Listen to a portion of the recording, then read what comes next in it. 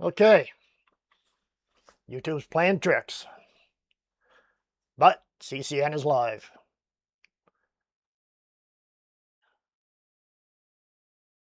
Okie dokie. Hope everything's fine. Today we're looking at the physical grid being built under our feet. And I have about a 1 minute video. It is a time lapse of a data center. This is just the customer area. So it's just a small portion of the data center, but it'll give you kind of an idea of what's going on, because we're going to get into that later. So I'll bring it up here right now. We'll get going. And here we go.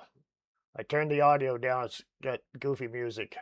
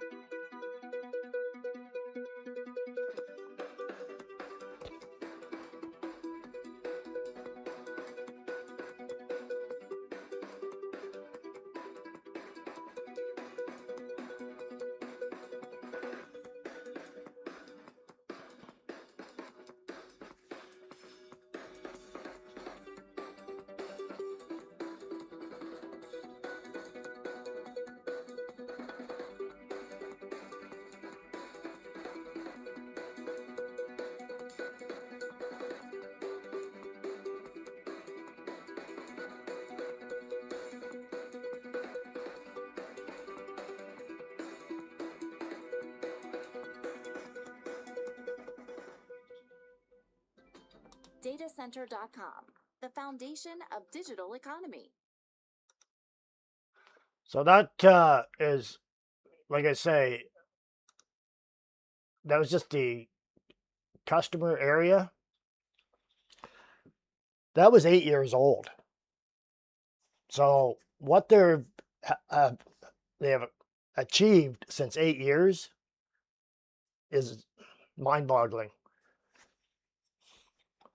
So what you saw, that's not a tech boom. It's a physical grid for a system that we were told was just a conspiracy theory. Well, we know better now. I've got another video here too, and it's another 1 minute video. And it's a gentleman, I think he might be in Tennessee or Ohio, I'm not sure, but it's on water consumption. So let's take a look at that. It's another 1 minute video.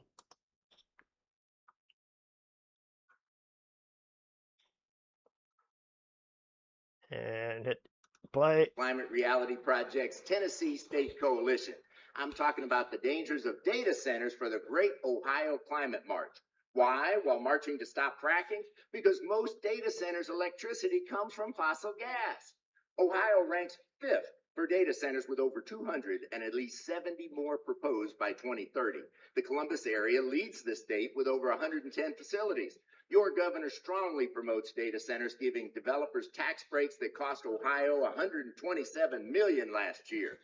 Tennessee's governor is promoting Memphis as the digital Delta, luring Elon Musk's XAI to build the world's largest supercomputer here with no transparency, NDAs for officials, and unpermitted gas turbines for electricity. He quickly built a second facility with enough turbines to power the entire city of Memphis, and the resulting air pollution emissions from XAI exceed the pollution from the whole Memphis airport. Scientists estimate that increased pollution from data centers nationwide has already cost our public health system $5.4 billion. ClimateExchange.org reports that data centers' energy demands have driven nearby communities' electric bills up an average of 267%. A single data center can use 5 million gallons of water every day. Excessive noise levels near data centers cause nearby residents sleep disturbances and multiple other health problems.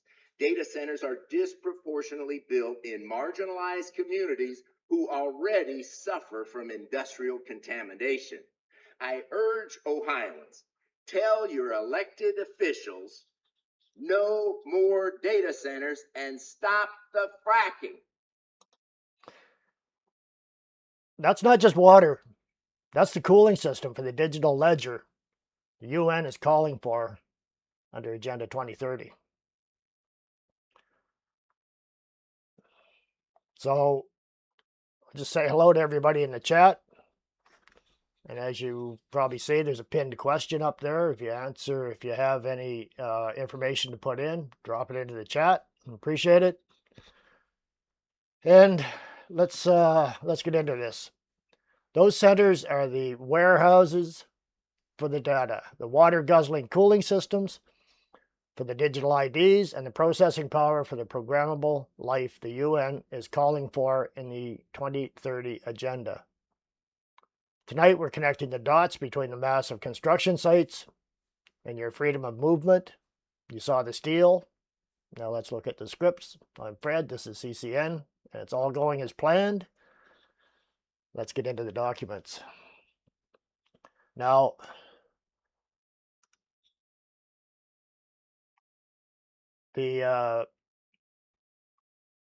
one more thing just before we jump into the documents. I just want to show you this because this is about water consumption. This is a big deal. I think it's WHO or it's UN or something saying, oh, there's a worldwide water shortage. Well, we wonder why. Amazon might have something to do with that. This one here, it's source material, 25th of October, 2025. Amazon strategized about keeping water use a secret. Company worried higher numbers could damage its reputation. Amazon strategized about ways to keep the public in the dark over the true extent of its data centers' water use, a leaked internal document reveals.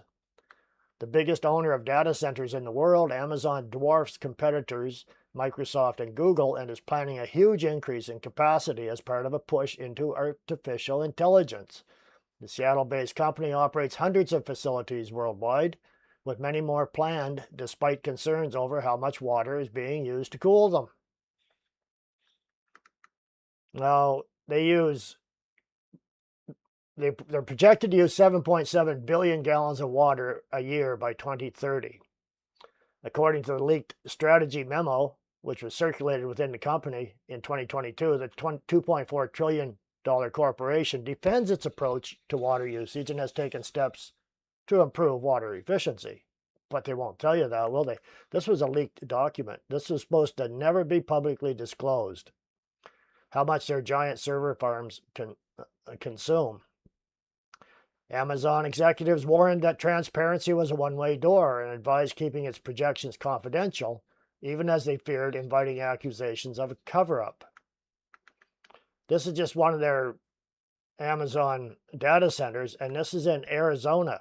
I don't think Arizona has a lot of water. So what water is there? They must sure be guzzling it up. They don't care if the people run out of water as long as they can keep the data centers. We're going to get into that a little later, why the push on for these data centers.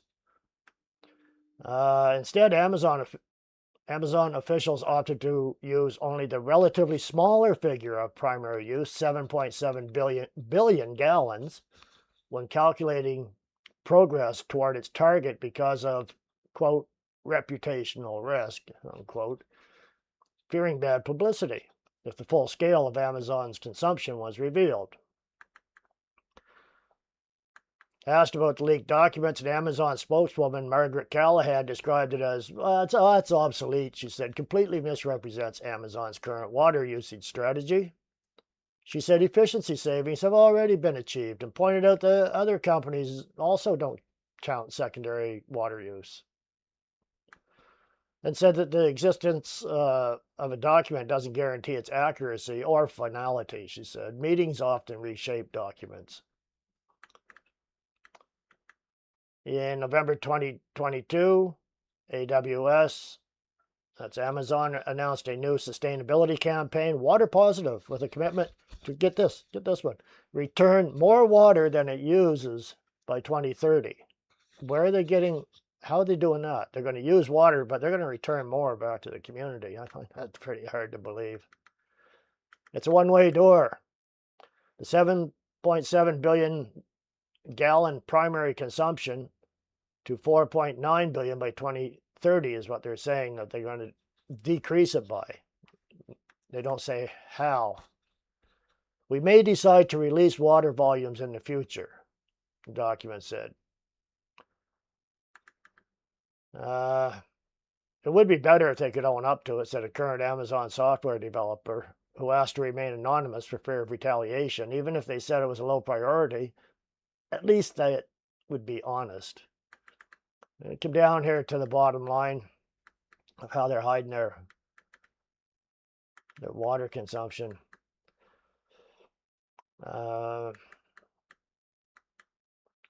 They obfuscate the footprint. The corporation has funded efforts by nonprofit groups, the Nature Conservancy and World Resources Institute, with Limnotech, to create globally accepted methodology for quantifying the benefit of watershed restoration projects.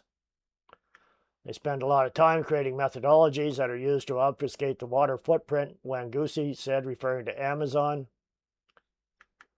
This one, Wangusi, I'm going to get down to the bottom line here with him. He says, you don't need to obscure or obfuscate, said Wangusi, who believes he was hounded out of Amazon for criticizing the company's approach.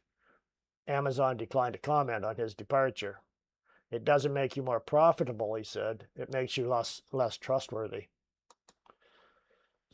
So the water usage is real. They deny a lot of it.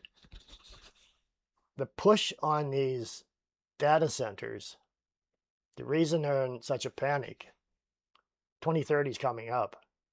They want to roll out the digital IDs worldwide. So they're in a big panic. What I did see was now they're talking about using robots to build these data centers. They say, one guy I was watching, he said they drill about 16,000 holes just to pour the foundation. And it's a slow process, so they want to use robots because they can work 24 hours a day, 7 days a week, 365 days a year. And it's not going to be a robot on a drill or a jackhammer. It's going to be a machine that is programmed to go down the grid and drill the holes. Be another one probably come behind, put the steel in, and then another one do the concrete. And the one digging will probably be taking the excess soil, and it'll be deposited into some sort of container that will be pushed out of the way, and then they'll do their rebar, their services, or electrical and water, and pour the concrete. That'll all be robotics. And then they're coming in. That video is 8 years old. That's way behind times now. But anyways, everything's coming in containers, and they slide out of the containers, the shipping containers, and they all just interlock like that. All the connections. That'll be the cooling system, the power grid, all that. And it's,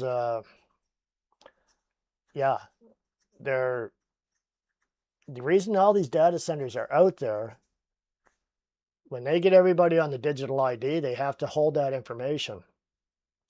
And if your information is in a local data center, anything happens to that data center, don't worry. They're interconnected. So your data is on your information is in other data centers. So it's secured, because if your digital ID gets destroyed, well, I mean, that just throws a wrench into everything, right? They can't control you. You can't buy, sell, whatever it is. You know the routine, right? So it's that's the game. Anyways, that's what they're a little lowdown on why they're doing these data centers. I got another 1 minute video, and it's on, I think it's a 1 minute one, and it's on water usage too. So I'll bring that up and we'll take a quick look at that. It's actually just over 2 minutes. So here we go.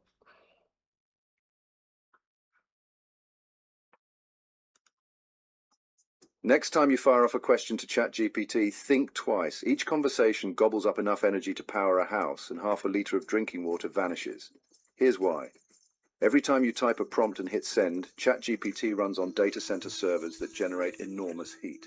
To keep those AI brains from melting, operators pump in drinking quality water through massive cooling towers. Experts estimate that a single ChatGPT session, just 10 to 50 queries, consumes around 0.5 litres of fresh water.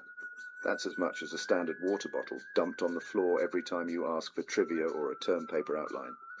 And it's not just water. According to Forbes, ChatGPT's global operation burns through over 500,000 kilowatt hours of electricity each day, enough juice to power 180,000 American homes. Those GPU racks must run non-stop, crunching text, learning patterns, and generating answers in milliseconds.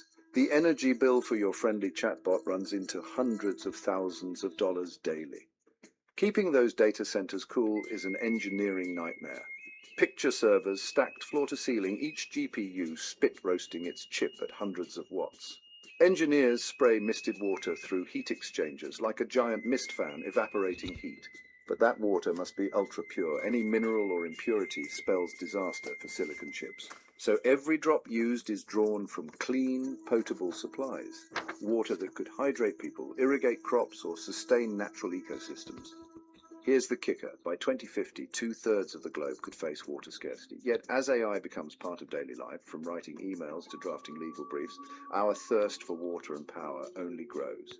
Each please and thank you to ChatGPT might cost extra dollars in computing time, but every keystroke also drives up our environmental footprint. OpenAI says it's racing to improve efficiency, optimizing code, investing in renewable energy, and redesigning cooling systems. But the reality remains, each ChatGPT session carries a hidden eco bill.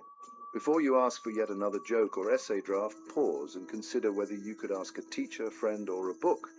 Someone whose compute power won't leave thermal footprints on Earth's dwindling water reserves. What I learned today, every AI chat hides a water and power cost we can't ignore. Yes, extreme water usage. I see now the UN is very concerned about the water left on the planet, and they want to probably control the usage of it. That's where your digital ID is going to come into play. And don't think you're not already being watched. This is a prelude, and it's getting very scary.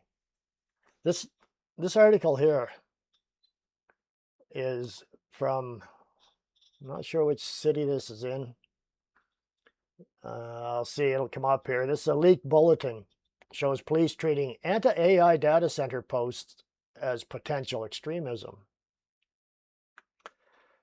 Something like the C19 pandemic. Anybody spoke out against it. So you're being monitored, or we're being monitored already, of course. A newly disclosed law enforcement document is prompting questions about how police track public resistance to artificial intelligence infrastructure. In the Philadelphia area, authorities reportedly interpreted some heated online comments about data centers as potential markers of extremism rather than ordinary criticism. Know what happened? The Intercept reported that a confidential alert from the Delaware Valley Intelligence Center paired two claims that domestic violent extremists are likely interested in targeting artificial AI data centers, and that there was a lack of specific information on plans to target AI data centers in the Philadelphia area. You see, they're jumping the gun here, right? According to the Intercept, the bulletin was marked for official use only, shared through the National Fusion Center network, and flagged 3 planned data center projects near Philadelphia as possible future sites of protest. They do not like protesters. The report also drew attention to online material such as social media posts, memes, and blog entries, including one user who reportedly said they wanted to, quote, burn down data centers, and another post that referenced a Butlerian jihad against AI. For civil rights attorney Paul Hetznecker, the problem is that the bulletin links routine public opposition with terror, or, well, I'll say bad actors, right? These are legitimate popular political concerns that are raised by local communities, he said. And why does it matter? The bulletin surfaced at a time when opposition to AI data centers has spread far beyond fringe online spaces. A recent Gallup poll found that a large majority of Americans do not want data centers nearby, and the Philadelphia Bulletin cited extensive criticism of higher utility bills resulting from AI data centers as something police should monitor. Despite the difference between violence and criticism, boycotts or protests, the Bulletin reportedly treated disruptive First Amendment activity as an indicator of elevated threat. So they're monitoring everybody online to see if anybody is saying anything about this. And they don't like people speaking out. So this is getting it's getting serious. I want to go into check here at the United Nations. This is the SDGs. We've been over that before, but I just wanted to show this here. This is SDG 11. Go to 11.3. This is a proof. By 2030, enhance inclusive and sustainable urbanization and capacity, or for participatory, integrated, and sustainable human settlement, planning, and management in all countries. So they want inclusive, sustainable urbanization, which means, well, you know what that means, 15-minute cities, right? And capacity for participatory, integrated, and sustainable human settlement planning, which is your 15-minute city, and management in all countries. And in 11.4, it says, strengthen efforts to protect and safeguard the world's cultural and natural heritage. That means they don't want you leaving the 15-minute city. That's nature out there. You're not allowed out there. Stay in your city and be good. Now I'm going to go down to SDG 16. I got one more. There's 15, 16. I think it's 16.9 if I remember. Yeah, 16.9. By 2030, provide legal identity, which is your digital ID, for all, including birth registration. So they want everything on you. That's your buying, your selling, your travel, your day-to-day living. It's all under your digital ID. I know this is nothing new, really, but this has been ongoing, and we're reaching that point. 2030 is coming right up.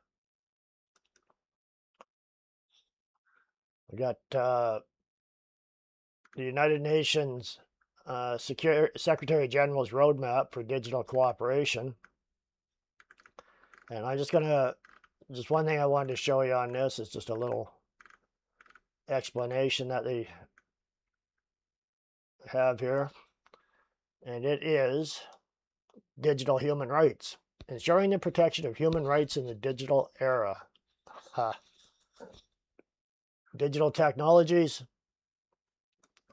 provide new means to exercise human rights. But, there's the but, they are too often used to violate human rights. Regulatory frameworks and legislation on the development and use of digital technologies should have human rights at their center.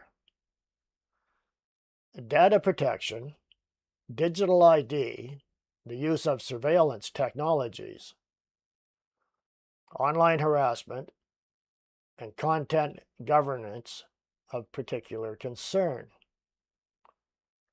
So if we look at, we'll break this down a bit. So I don't believe them when they say they are for human rights.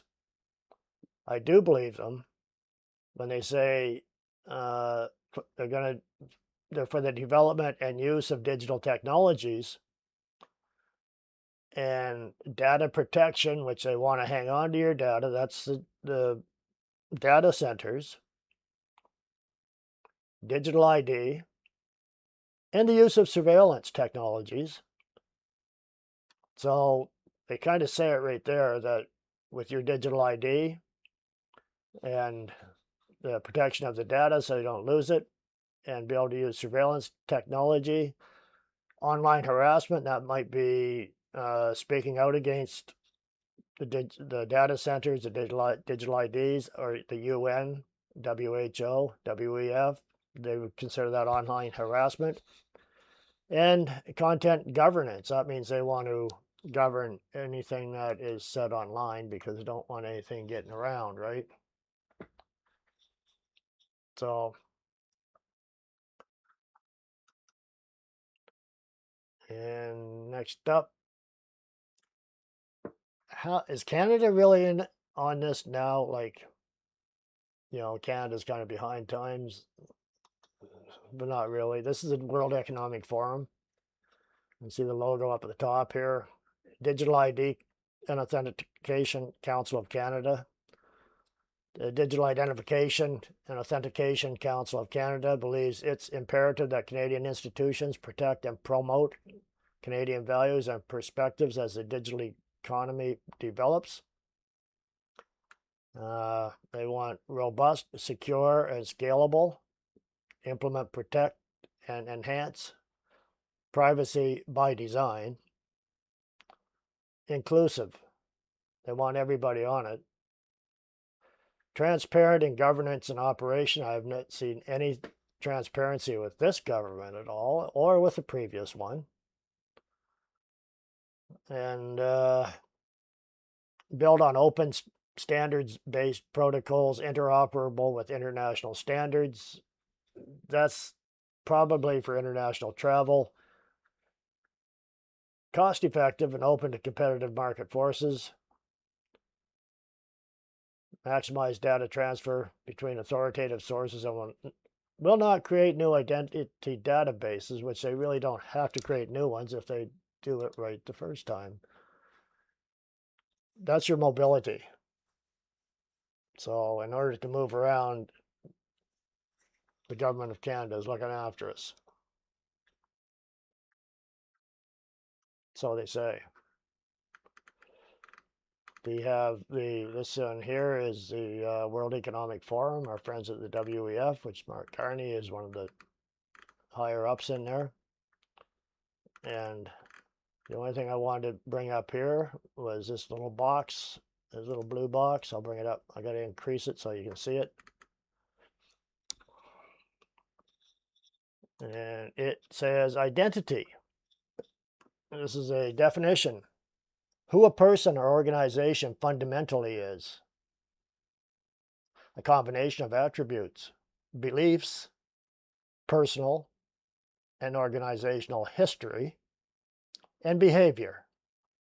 That together constitutes a holistic definition of the individual or organizational self. So they're looking at your attributes, your beliefs, your personal history, and behavior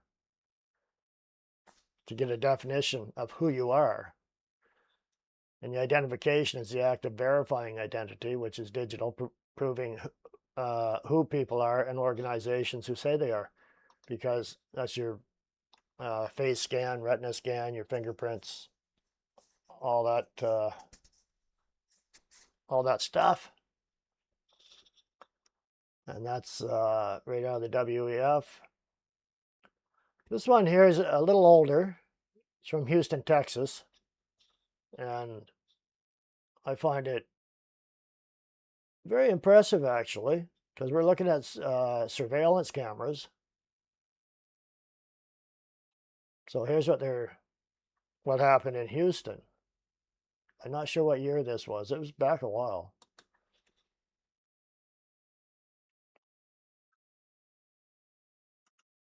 In 2010, Houston voters decided to remove red light cameras due to safety and privacy concerns.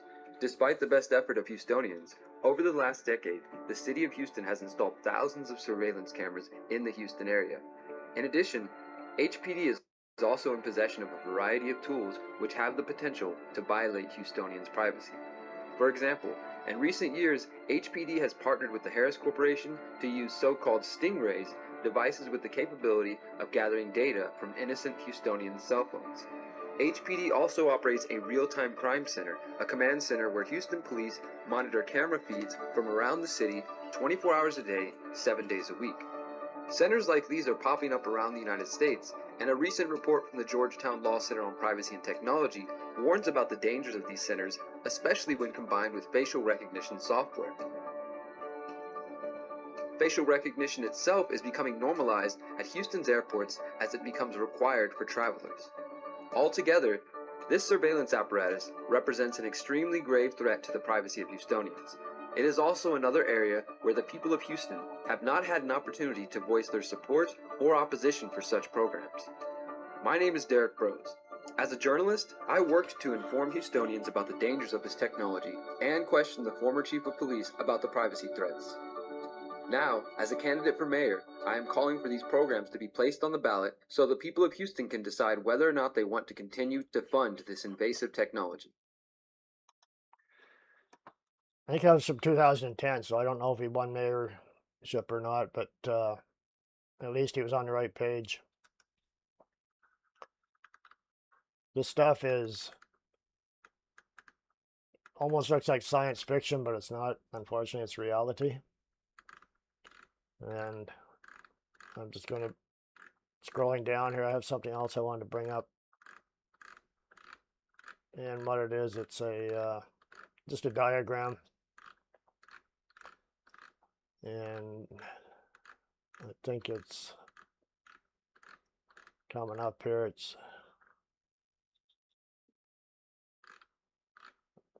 right here. Okay. I'll bring it up a bit in size. A little clearer to see.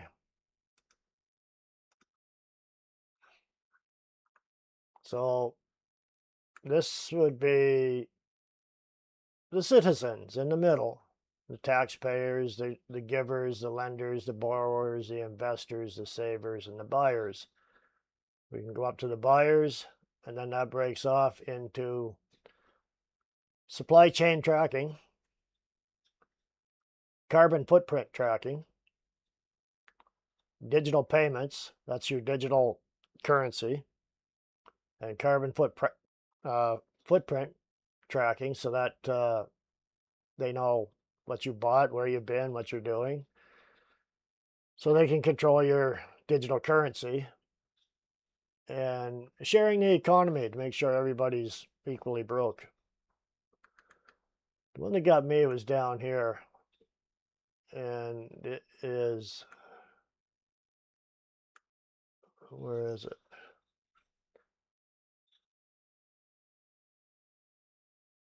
You got the, now maybe that was on another graph. It might have been on the other one farther back. Let me go back up here. Sorry about that. I'll go back up here a little bit to this other one. I think it might have been on that because there's two of them. And it's, yeah, it's this one here, I think. There's the mandate.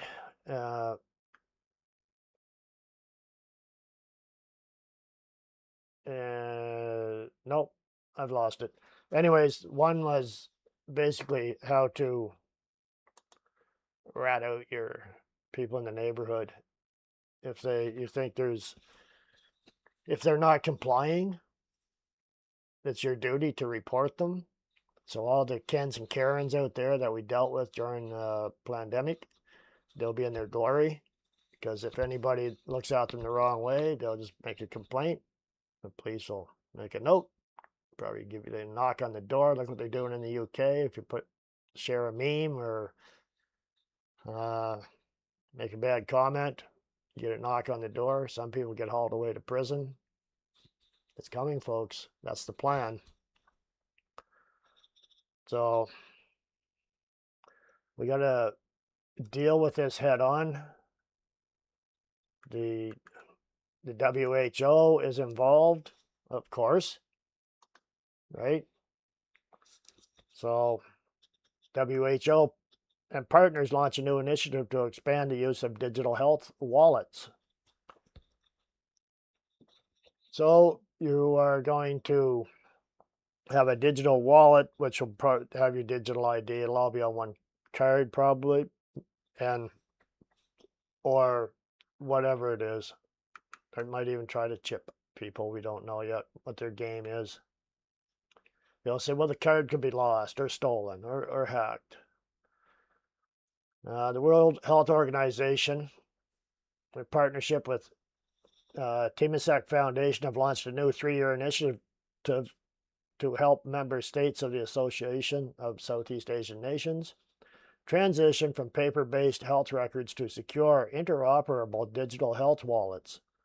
The program aims to strengthen national health systems, improve continuity of care, and ensure individuals have trusted portable access to their essential health information. The C19 pandemic showed that was actually just a trial to see how many people would go along with it, right? And unfortunately, the majority did. And that pandemic showed how important it is for health records to be trusted, verifiable, and able to travel with people across borders. There comes your travel again, your mobility. They want to control your mobility, just like they did when you had to have your passport. Show us your passport to come into the restaurant. Show us your passport to drive. Show us your passport to walk down the street. So this is what this is all about. That's the WHO. Happily tied in, the initiative builds on lessons from the C19 pandemic, which demonstrated the urgency of reliable, verifiable digital health documentation. It also aligns with international health regulations, which call for globally recognized digital health certificates. So,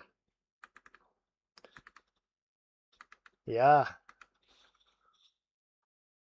everything's going to be on that digital ID. So it's coming. It's coming fast. That's why the push is on for the data centers. They can't roll this out until they get the data centers installed. And they got the big push on. Now, you take what you want from this next one. But I'm going to put it up there anyways. And you can see if you believe it, trust it, or hopefully you're hopeful, whatever. Here it is. This is actually from the Conservative Party of Canada. It says no mandatory digital ID. I know Pierre's already talked about that, and he says no CBDCs too. Whether they can pull that off if they ever get into power, if we ever have another election. What they say is, whereas Budget 2025 affirms the federal government's agenda for digital transformation, including experimental digital credential systems that may influence Canadians' access to essential benefits, whereas the Liberal government has repeatedly been caught quietly looking into ways to bring forward various forms of a digital ID, whereas digital ID would permit the government to collect, store, and share the personal data of Canadians across government agencies, as well as potentially with foreign or private sector players, whereas digital identification systems, if not strictly voluntary, can increase surveillance, profiting, reduce privacy, and centralize personal data. Whereas Canadians still lack clear, permanent protections, ensuring they can access government services through in-person mail or telephone options without being compelled to use a digital ID. Whereas the Liberal government has previously infringed upon the privacy and freedoms of Canadians, as in the convoy, with intrusive tracking and surveillance activities without sufficient oversight and accountability. Whereas the Liberal government has put forward border security and cybersecurity legislation that further expands government authority, putting the digital privacy and freedoms of ordinary Canadians at greater risk. Whereas repeated, whereas repeated federal failures to protect the data of Canadians suggest a national digital ID system would further expose Canadians for breaches, fraud, and identity theft. Therefore, be it resolved that we, the undersigned, support the Conservatives in opposing a mandatory digital ID for Canadians and in upholding the intrinsic rights of Canadians to privacy, autonomy, and dignity in a free and democratic society. This is online. I don't have the link. I wish I did. I can maybe post it later. That's just your first, last name, email, postal code, age, mobile. You probably don't have to fill that all out completely. So it looks like they're trying. I know that Pierre said there's no way he's going to go CBDC's digital currency. Now, I know that's, don't worry, Carney's all up to his neck in it. I would expect to see that be rolled out within the next year. They're in power until 2029. So it'll be coming out. We're going into, they really want to push these 15-minute cities because that's part and parcel of the digital ID and the digital currency, right? You don't have to travel. You got everything right here within 15 minutes. You don't need mobility. You don't need a car. You don't need anything. You can walk. You can bicycle. You can do whatever you want except leave. Because you got to protect the environment, right? Because you just have a carbon footprint once you leave the city. Here's a quick little 1-minute video here on the 15-minute cities. Bring this one up and we'll have a quick look at that. How we could commute in the future.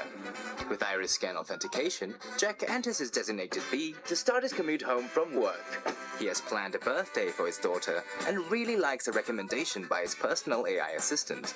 His order is now on its way to be delivered by the time he reaches home. Through smart city street lamps, City Fleet Management senses a jam ahead and quickly suggests to continue his journey home on a nearby pedelec. The pedelec's smart tires detect potholes and informs the relevant agencies via the Smart City service. Meanwhile, via the long-distance conveyor belt, Jack's gift is processed and transported to a neighborhood delivery center. A last-mile delivery robot picks up the package and delivers it with built-in sensors that detect pedestrians and assess road conditions. Jack is identified as the authorized recipient of the parcel and is up and on his way to make his daughter one very happy birthday go. Moving forward to create a smart and sustainable city, enhancing the quality of your life. Smart City starts today with Continental, the future in motion. I get a kick out of that video because it shows a guy on a bicycle and he's riding along and he hits that pothole and automatically it gets reported so they can repair it. As far as I know, people on bicycles turn around potholes. They don't drive through them. But then again, in the future, people won't be thinking for themselves as much either, right? Because the government will be doing the thinking for them. This is the road we're heading down.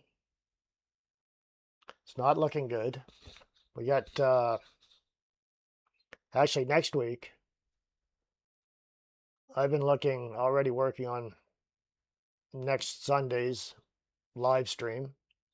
And I'm going to help you maybe soften the landing, maybe skirt around some of this stuff. There are ways and means.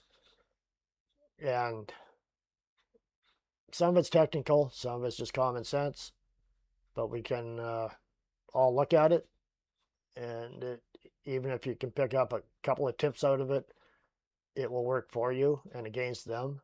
And that's what it's all about. We got to work against them and not go along with them, just like we did back in the pandemic. We didn't go along. We worked against them. And what happened? We kept our health.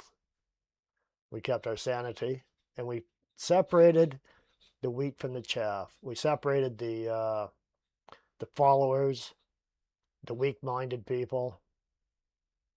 And we still know who they are because they're still weak-minded followers. They're going to get their digital IDs. They're going into the digital prison. They don't know it yet. They'll find out when they're in there, and they're probably not going to like it. But I think I can hand you a couple of keys. So that's my plans for next week anyways. So what's going on in the chat? Who have we got here anyways? We got Phil. Welcome back, Phil. JT James, yes. Liquid Gal. And Marie. And I think we got Liquid Gal. Pure blood here. Didn't take no ouchie fouchie jab. I don't need neither. I seen through that. It wasn't too hard to see through it, was it? When they said, look, we'll give you a free McDonald's cheeseburger, or we'll give you a $2 lottery ticket. The odds of winning the lottery on a $2 ticket are about as good as taking a jab and not having any side effects. Actually, people have side effects, they just don't realize it. They could be trackable now, we don't know. We don't know exactly what was in there. So, who else? I seen Faye on here and Lynn. And I'm just going to scroll back a little bit. There's GM Railroad.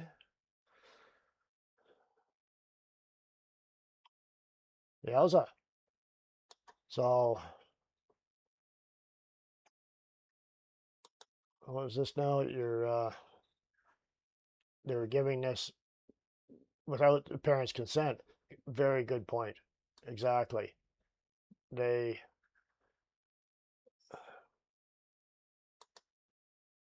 were going to the schools. The poor kids, the little babies, the little infants. The parents are so stupid. Not only were they getting the shots into their little babies or infants, they were giving them boosters too. Very irresponsible. These people can't think for themselves. These people don't like us. They don't like us because we can think. And they don't want to be exposed as being non-thinkers, followers, dependents.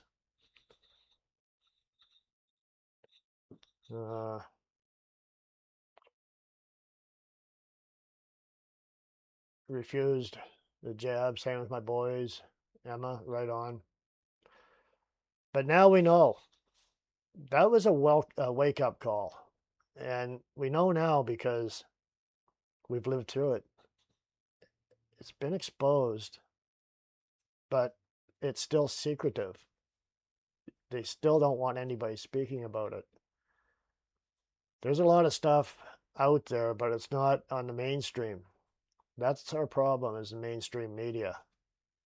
They're all bought in, bought off, corrupted. How are they going to work this out with them when they get their digital currency and their digital ID? We got problems coming up. with currency. That will be part of next week's discussion too. So everything's going down. It's going down faster than people know, and we're on a tipping point right now. So we have to do this workaround. We have to get our act together. We're running out of time. So I'm trying to make this as urgent as it is, because once they tighten those chains up, it's going to be even harder to get out, right? So you got to do this workaround before they get their hands around our necks. Remember, we're the ones they want. And I just think 7, 8 year olds today have no recollection of that dark time. Yeah, there's a lot going on with the younger generations right now, because first of all, I don't know if they even teach actual history in school anymore. History is blurred. They don't want people knowing the truth, the history. And some of the history that you're taught is really, it's one-sided, right? So, Lynn, I think Fauci going to be questioned July 29th in the U.S. Senate. Oh, that would be wonderful to watch. He should not be above the law. He should be in behind bars. I don't know how this is going to play out. Nobody does, but we just know that their plans, they're at the top. They're the bosses. We're the plebs at the bottom. They think they've got us, but there's more of us than there are of them. But once they get complete control, it's going to be so much harder. And there's going to be a generation growing up under complete control and never know what freedom was. No idea. And there will be no history on it. It'll be a taboo subject. And is how it's done in the past. In Germany, in Russia. And Russia's a different kind of an animal, though, because they had the czars, right? And they were top-down rulers. So what happened? Well, they got thrown, actually taken down to the basement and dealt with there. And then the communists come in. They're the Bolsheviks. So Lynn, Biden gave Fauci a pardon. Can a pardon be revoked? I don't know if it can or not. Lynn, you're our spokesperson for that country. You know the American laws a lot better than we do. I don't know if a pardon can be revoked if they're found guilty of mass injury to the citizens. So, Darlene Smith, I think the Lord is coming soon. You know what it says? I'm at the door. When you see these things happening, I'm at the door. Lynn, auto pen, pardon. Potato pen. Potato head. Pen garden. Pardon, yeah. My words all mixed up here for some reason. Yeah. Old potato head with his auto pen, eh? I see Potato Head Joe got a book released. I don't think it's going to be a bestseller, though. There you go. Crimes against humanity not pardonable. I wouldn't think so. So that's, yeah. The U.S. has lots of the most human rights, but you don't have the right to commit crimes against humanity. So I think Obama's isn't he going in to have a talking to too, isn't he? I think he is. I know I watched Trump's 25-minute speech. I thought it was great. The information he gave out on the elections interference. The Canadian media said, oh, he's just delusional and he's ranting on about this fixed elections. And I guess they don't want it to come out that they were probably fixed in Canada too. There's very suspicious what happened with Carney, how he got dropped in, how Trudeau stepped aside in disgrace. Now he's out dancing like an idiot with Katy Perry. He should be dancing in behind a cell. I told one guy, like I said, probably said, I think they should both be in prison scrubbing toilets, but in a proper world they would be. So hope it's not us is doing that. Liquid Gal, we were never taught about European women and girls sold into slavery to the Ottomans, concubines. Boys and men also sold into slavery or done away with North African pirates. Exactly. That does not go in the history books because it goes against the grain. And I'm so sick that my son has been taken in by Tucker's lies. Tucker's a big disappointment. He just, Lynn, yeah, Tucker's gone crazy. That's weird. I don't know what happened there. So, Darlene Smith, all our leaders are puppets. Money talks. No doubt about it. We'll see. Hopefully now, next week, this thing I've been looking at and working on will be a help.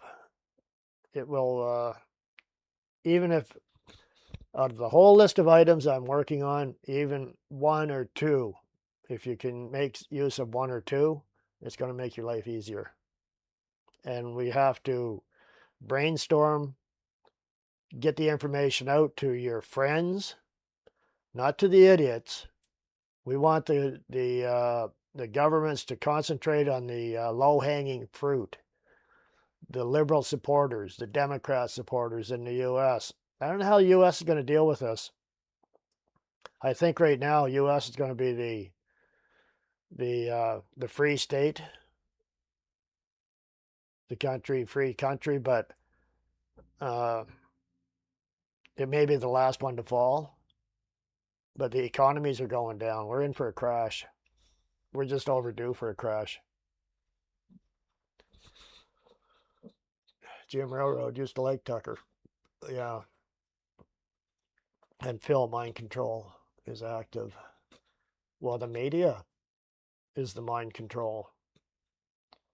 I see Trump spoke out against CNN, NBC, and ABC, I think it was, and said that their broadcasting license should be suspended. Oh, what are those people going to do? They won't have any CNN. They won't have all the propaganda coming out of ABC and NBC. They watch it. Canadians watch that stuff. So it's be interesting to see. Be interesting if we had a change of government. Now, Poilievre did say that he would defund the CBC, and he didn't say Global or CTV. They're not directly funded. They have programs that are funded or something like that, but indirectly. Anyways, okay, folks. Well, thank you for joining in. It's great seeing you all on here. Chat, everybody in the chat, thank you very much. Anybody else that's watching, thank you for joining in, watching anyways. And if anybody wants to subscribe, it's free. And if you want to hit the like button, that's free too, and it sure helps.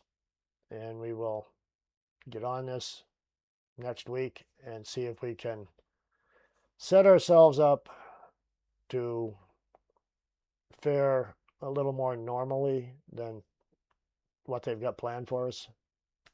Okay? So you all take care out there. You have a great week. And hang in there. I got an idea. Bye for now. God bless.